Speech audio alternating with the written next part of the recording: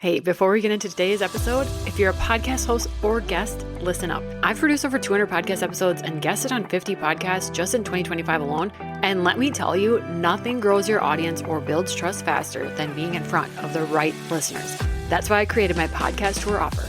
I'll help you map out your topics, strategize your message, and find you the most aligned podcasts and audiences to get you and your business in front of. So if you've ever thought, I just wish more eyes were on my work, this is your sign. Let's get you on a podcast tour. You can find all the details in the show notes. Just look for podcast tour.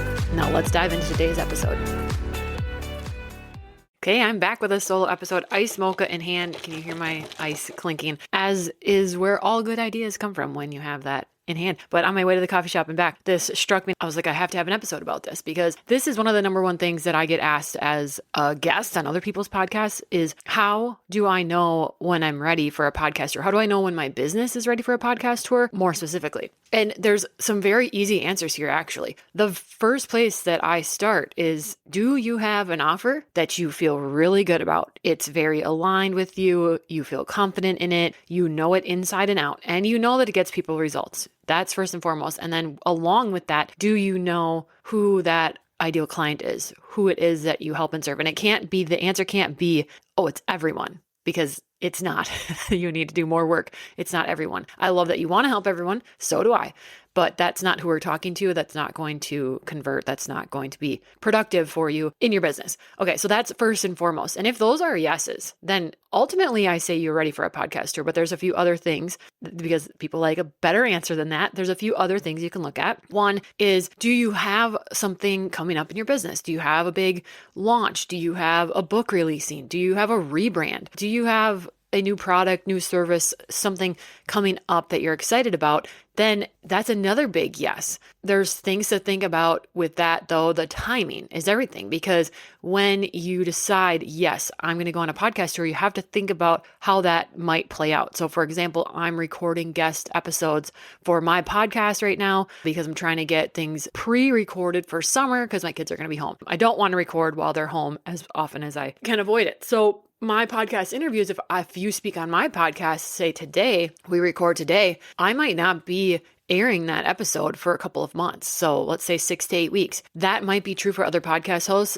but regardless, I can't speak for all hosts. What I can speak to is the 50 shows that I was on last year. Most of the time, it was at least a couple weeks, if not longer, of a time frame where you record with the host and then either they edit or their editor edits and they get the show set to release on their schedule and then it airs. So there is that lull between finding the show, recording with the host, and then it being published. So you want to consider that as well when you're thinking about when's the right time for my podcast tour. The other thing I've been hearing a lot lately is, well, I'm in the middle of rebranding, so I'm going to hold off.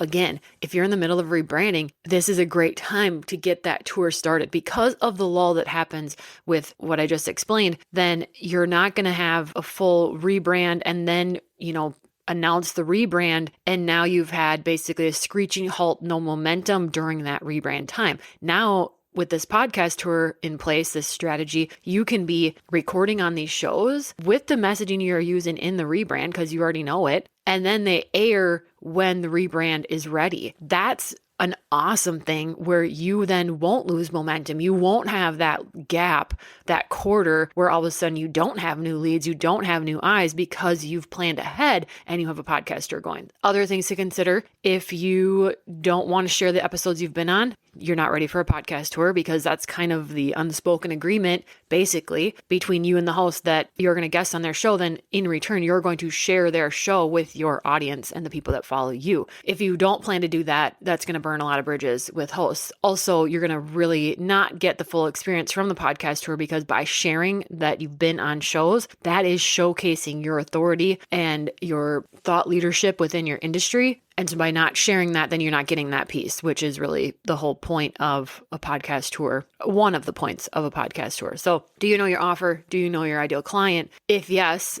right? And there's a way that you can onboard clients and you have that all set up. Like if you had an influx of people download your lead magnet or sign up with you, you can handle that, then you're ready. It's a go. You don't need to wait for a full website. I've had guests on that don't even have websites. It's totally fine. You don't need to wait for some of those pieces, the full rebrand to be done on the website or this, that, and the other. That's really something that's holding you back from actually making sales, from actually getting new aligned audiences and eyes, well, or in this case, ears on your work and what you do. Utilize the podcast tour. Plan ahead though, because timing matters, right? You can have a rebrand, you can have a launch and have episodes come out after. You're going to give it some thought. You can go back to a couple other episodes where I give more tips on that, but make sure that whatever you're sharing at the end of the episode of like where you want them to go, where you want them to hang out with you, what do you want them to download, whatever you're talking about should be evergreen so that they can access it if they find the episode 3 months later than when it aired or a year later. And I've literally had clients say a client